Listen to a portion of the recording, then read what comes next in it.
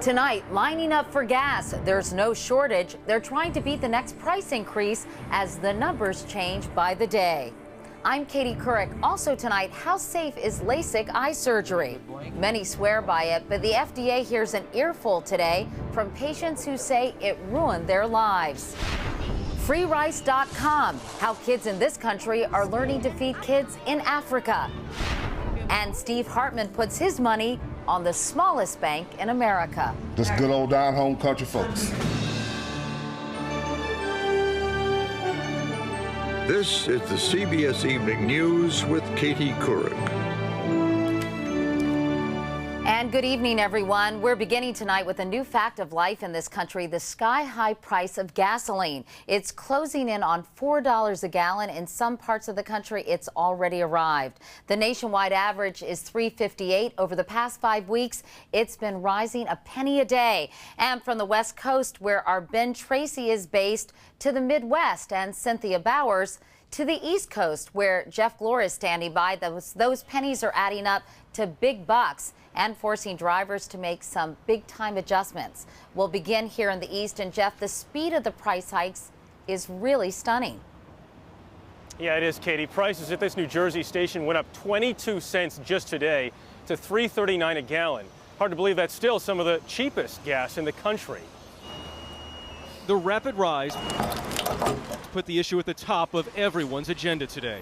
President Bush said it's why upcoming tax rebate checks are so important. This money's going to help Americans offset the high prices we're seeing at the gas pump. Presidential contender John McCain has already come out in support of suspending the gas tax this summer, something Hillary Clinton says may be in order, while Barack Obama today blamed the Washington establishment. This country didn't raise fuel efficiency standards for over 30 years. So what have we got for all that experience? Gas that's approaching $4 a gallon. Why all the fuss right now? There's often a spike at the pump in the spring. This time, though, it's extreme. The average fill-up, $8 more than it was last year. We don't go out to dinner. We buy gas instead. We watched as one trucker spent a whopping $534. So when's the relief coming? One thing you can count on is when you hear most about oil prices and high prices and the forecasts, that's usually a sign that we're near the end. Until prices do level off, we can expect to keep seeing scenes like this. Drivers coming in from out of state to fill up in places like New Jersey. Katie? All right, Jeff Glore. Jeff, thanks so much. Now to Cynthia Bowers in the Midwest. And Cynthia, the high prices are hurting not only the poor, but organizations trying to help the poor as well, right? They certainly are, Katie. When you consider that gas here is now topping $4 a gallon, it costs $200 to fill up one of these. Imagine trying to fill 28 of them. That's what folks at this food bank, which help feed Chicago's hungry, have to do every day. We've got a fleet of vehicles that go and pick up food donations and deliver food. Our fuel prices have gone up 42% in our organization this year. 42% translates to $40,000 more paid at the pump this year than last. To bridge the gap, they're begging donors to give more. Every spring, when refiners make the switch from winter to summer fuels, gas prices shoot up. In the past, refiners got the blame.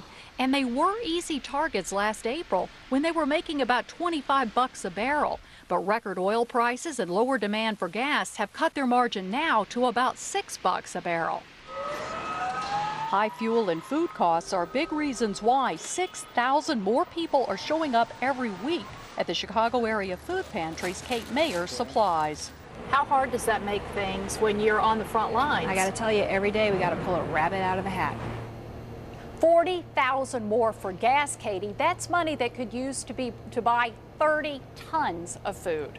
Cynthia Bowers, Cindy, definitely having a ripple effect. Thank you so much. Moving now to the West Coast and Ben Tracy. Ben, in California, where people drive so much, they're paying some of the highest gas prices in the country. Sad but true, Katie. At this pump in Los Angeles, we're talking $3.89 for a gallon of regular unleaded. If you need premium, $4.13. That's 54 cents more than it was this time last year. And all of this has people in car-centric LA considering a very radical idea: public transportation. Despite the headaches, many in LA view driving as a virtue, one now caught in the gas price vice. That's pumped up ridership on the rails here by 700,000 passengers since last year. Commuters like Derek Simpson, a lawyer, ditching their cars for the train. And if I drove into work, I'd have to fill up my car probably every 5 days. But when I take the train, I can probably go 2 or 3 weeks without having to fill it up. In 2001, households with cars spent an average of $1,600 on gas. This year, if we don't cut back, drivers will spend an estimated $3,800 just to keep the tank full. Oh, they're suckers. I come out of work at 6 o'clock and I see solid gridlock, and I walk my way onto the train and cruise on home. Many drivers are doing their best to conserve, but can't beat the pumps that keep running up the score. Now, if the nationwide gas price does hit $4 a gallon this summer, as many expect it will, you can expect the price at the pump here in California, Katie, to be about $4.25, $4.30. Wow. Ouch is right. Ben Tracy. Ben, thanks so much.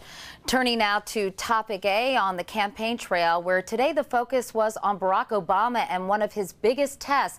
Can he truly connect with blue-collar voters? Republicans are pushing the issue with a new batch of attack ads. Here's Jim Axelrod. They're springing up from New Mexico to Pennsylvania. As bitter. Barack Obama said our bitterness makes us cling to our religion. On the web, TV, and the radio. Democrat Barack Obama has a different view of those who live in rural small-town communities. If Republicans were ever concerned about finding a way to go after Barack Obama, they've found one. He's just too extreme for North Carolina. Today in Indiana, Obama pushed back against accusations he's too elite and out of touch. It's hard for me to figure that out, given that, I was raised with far fewer advantages than either of my two remaining opponents. Obama's strategy is clear. Remind blue-collar voters he's had trouble connecting with lately he was raised like them, and do it with a personal touch. The dinner table would have been very familiar to anybody here in Indiana. A lot of pot roast and potatoes and Jell-O molds. Analysts say that's exactly what Obama has not done enough of this campaign. Use his biography effectively. He's half law school professor, half motivational speaker, but he doesn't really connect with the little guy. For Hillary Clinton, the GOP focus on Obama is double-edged. She doesn't want to be seen as less of a threat than him or cede the spotlight. Clinton was also in Indiana today, where polls show a tightening race in this basketball-crazed state. Just like the Hoosiers know on the basketball court, it's not enough just to play defense. We have to play offense, too. With Obama enjoying a big lead in North Carolina, Indiana is now must-win for Clinton. Asked today what would happen if she lost there, she wouldn't say. Katie? All right, Jim Axelrod in Arlington, Virginia tonight. Now to one of the most common types of elective surgery, LASIK eye surgery. Millions have had it, hoping it will give them near-perfect vision without glasses. But some patients told the FDA today they got something else, serious, even debilitating side effects. Here's Dr. John LaPook. There's a little eyelid holder that goes on. Tom Vohlers is about to become one of the 700,000 Americans who have laser eye surgery known as LASIK every year. His doctor thinks it's a great idea. It's precise, it's predictable, and the outcomes produce overwhelming joy and happiness. But today, an FDA advisory committee heard from patients who said trying to get rid of their glasses has ruined their lives. I see double of everything. The side effects most reported? Inadequate vision correction, dry eyes, and problems with night vision. But studies have suggested that about 95% of patients are satisfied with LASIK, and the FDA has received only 140 complaints from 1998 to 2006. This went just perfectly. But even if only 5% of patients are dissatisfied, with 700,000 Americans getting LASIK every year, it could mean thousands of unhappy patients. That bothers eye doctors like Cynthia Mackay. What do you say to your patients who ask you about LASIK? I tell them it's a terrible idea and don't go near it. The FDA has said this procedure is safe and effective, but the committee today recommended that patients get clearer warnings about the side effects of LASIK. Katie? And John, they're going to be studying this further, are they not? Right, they're going to look over the next few years to see how many people get a problem. But experts are really hoping that instead of just waiting for patients to come in with obvious side effects, that doctors do careful eye exams and see, are there subtle problems that patients are developing that they're not even aware of? Noticing yet, right? John LaPook. John, thanks so much. There is much more CBS News ahead, including a rare and deadly attack by a great white shark, which stunned San Diego.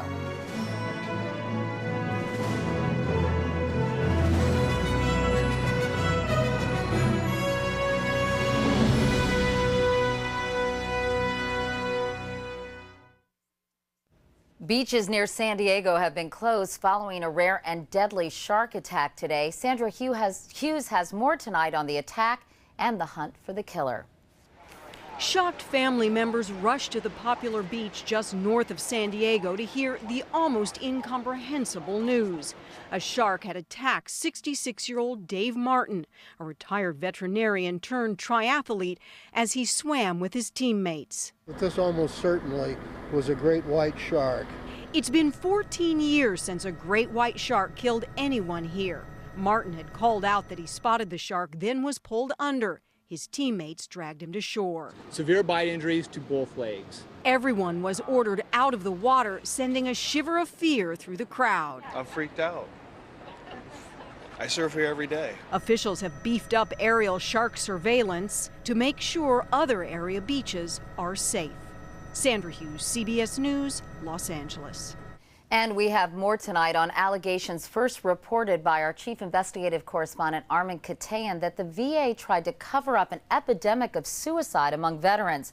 New emails have surfaced in a San Francisco court describing the VA's efforts to conceal the damaging information following our series. Here's Armin's follow-up. Lawyers suing the VA say the cover-up of suicide data was widespread.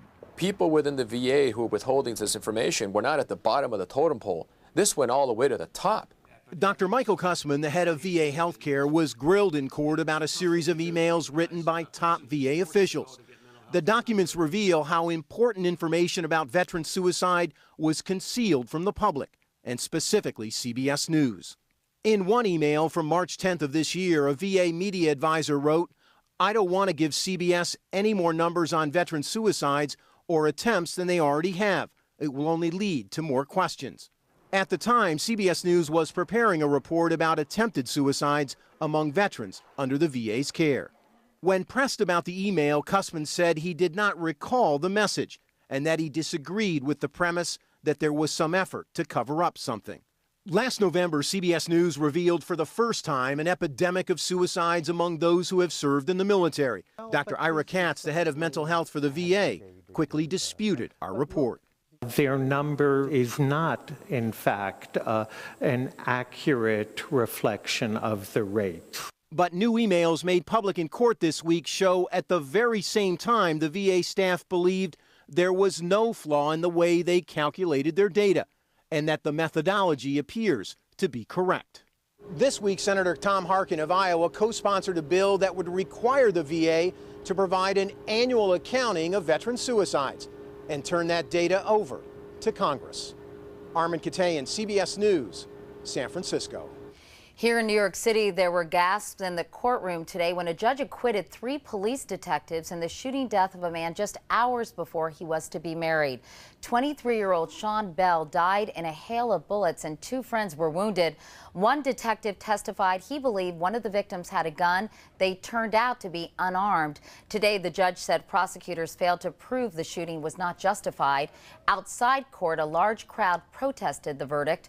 The detectives could still face federal civil rights charges. Coming up next, the internet word game that helps feed the hungry. Tonight, we travel 8,000 miles to see the good it does.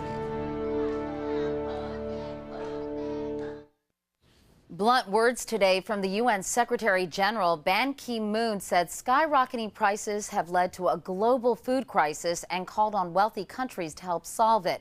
Meanwhile, a website dedicated to feeding the hungry has begun to make a real difference since we first reported on it 5 months ago. Alan Pizzi traveled to Africa to see firsthand. At Palwong Elementary in northern Uganda, kids begin the school day dragging desks into tin-roofed mud brick classrooms. But no one is complaining. At least they are safe from a vicious and still simmering civil war that forced their families into camps. 8,000 miles away, grade 6 students in Bloomington, Indiana, buckle down for another day. And although they don't know it, what they learn in class matters to the kids in Palwong. Nominee. Oh, it's candidate. The link is free rice, a vocabulary game in which every correct answer means 20 grains of rice is donated to the World Food Program. If I get the answer wrong, it tells me what it really means. It's pretty cool. Now my vocabulary words are getting bigger. A click of the mouse in Indiana, a click of a stick in Palwong. Scream, play. It's all about words, and every handful of rice that goes into the pot for lunch at Palwong came from free rice. So far, the game has generated 28 billion grains of rice, enough to feed more than 1 million people for one day. According to the World Food Program, school meals boost enrollment and help keep children in class. But school feeding programs, including this one, are under threat. The school used to provide breakfast too, but rising food prices and a shortfall in aid money forced them to cut back to lunch only. And for most of these kids, school is the only place they get a decent meal.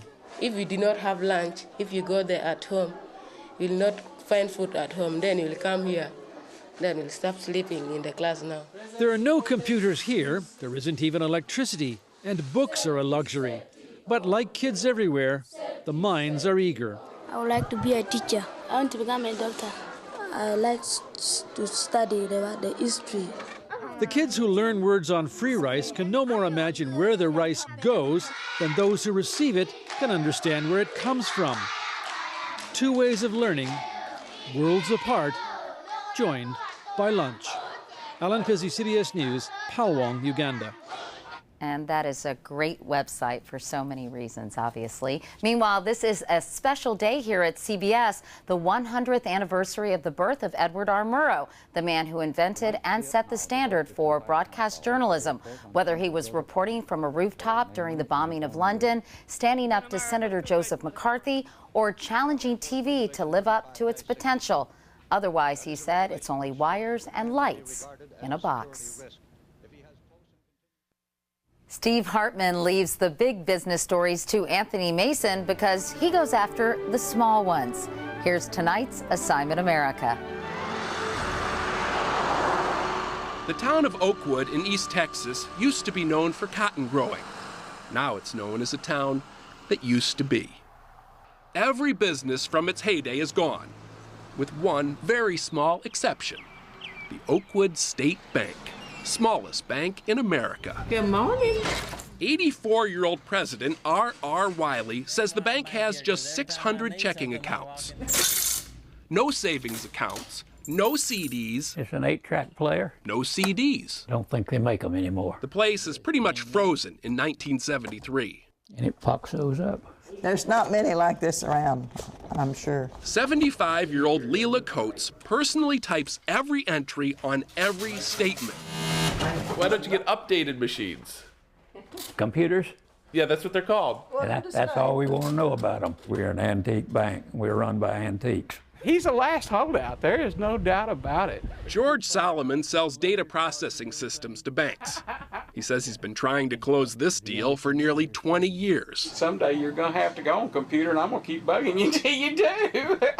And for nearly 20 years, Mr. Wiley has given the same response. We like the way we're doing it now. Mr. Wiley says there's no automated phone system that can do this kind of voice recognition. Margaret? And no computer has ever won the hearts of its customers. You heard these customers say we take care of them. Sure, these women take care of me. We heard it. They take care of us. Repeatedly. Just good old down-home country folks. Even that hard sell salesman seemed to soften a bit. Why is there a part of me that's rooting for him that he doesn't have to get a computer? Because we don't want to go forward. I mean, I'm rooting for him too, but... Unfortunately, you can't live forever in the past. Mostly because eventually they stop making parts for it. Such is the case with Leela's old electronic posting machine. When it goes, they may have no choice but to computerize. Which is why every night she carefully tucks it in and prays that it'll fire up again. That when tomorrow comes to Texas, it can still be yesterday in Oakwood. I'd be remiss not to make a plea that if anybody out there has a Walther banking machine, get a hold of me, because they really would like to keep it. It's like something out of Mayberry, isn't it? What a great story. So tell us about next week. Okay, next week. It's impossible to actually go back in time and be a cowboy, but if you're interested, I've got your best shot, and I'll tell you about it next week. Until then, if you've got a story idea, please go to cbsnews.com, find that Assignment America page, and tell me all about it. All right. Steve, great to see you. Welcome back. Thank you. Good and to I can't be back. wait to meet little George. He's in the building. George is here. Anyway, my little baby. Congratulations. Thank you. Thank you very And much. that is the CBS Evening News. I'm Katie Couric in New York. Thank you for watching this week. I'll see you on Monday. In the meantime, have a great weekend and good night.